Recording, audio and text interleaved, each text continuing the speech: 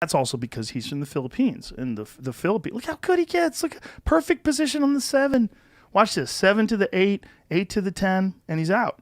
10 ball. Watch this. Pop. If you watch how he strokes the ball, like everything's super precise. I mean, look at his position.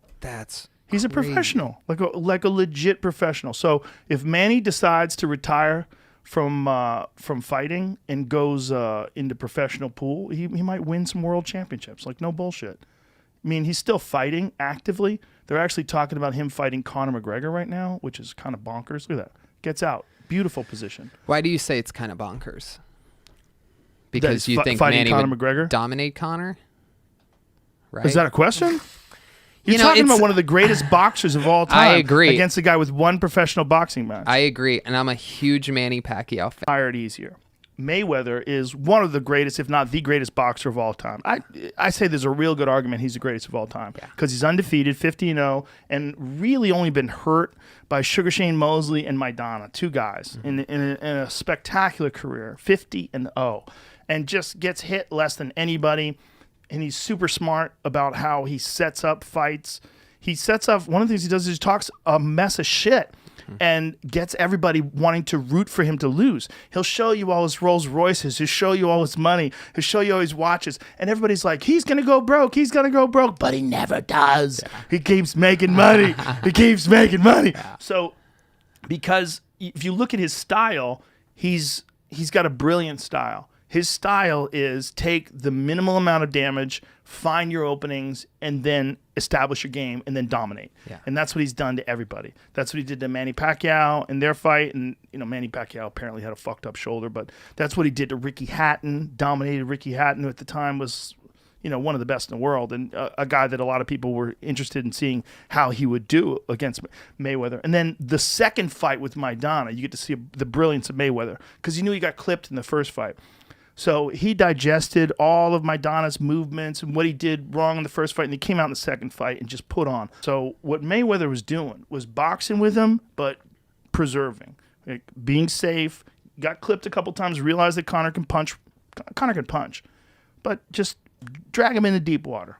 Drag him into deep water, and that's what a guy like Mayweather would do. He's the most intelligent in terms of his overall strategy to preserve his health, yet to always win. I mean, he's the most intelligent. He's so good.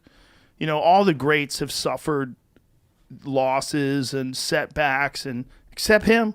Yeah. Except him. We don't even know what it's like. We don't even know how he would recover. We know he's had tough fights. He's had a couple of tough fights. But, dude, he's so goddamn good. He's so protected. He knows where to be and where not to be. He's so composed. Like, look at that. Look at that movement. Look how he moves away from everything. So you're punching at air, and you're still threatening, but you're not really hitting him, and he's making you throw punches. And occasionally you clip him with a shot as he's moving away, and he rolls with a lot of shit. So it's real. You got to be a guy like Sugar Shane Mosley clipped him, really hurt him.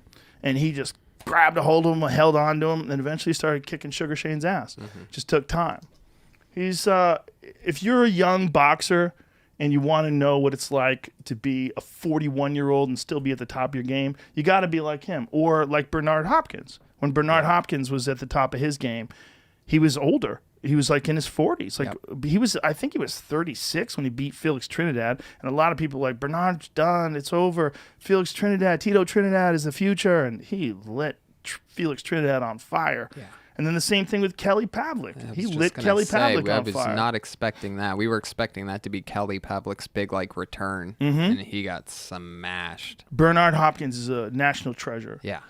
Because look at that. Conor pops him with that jab, and that was uncomfortable, but it's like look how calm he is. Stop, back that up. Back that up a second. Look how goddamn calm he is. Watch his jab come to Floyd's face. He doesn't even blink.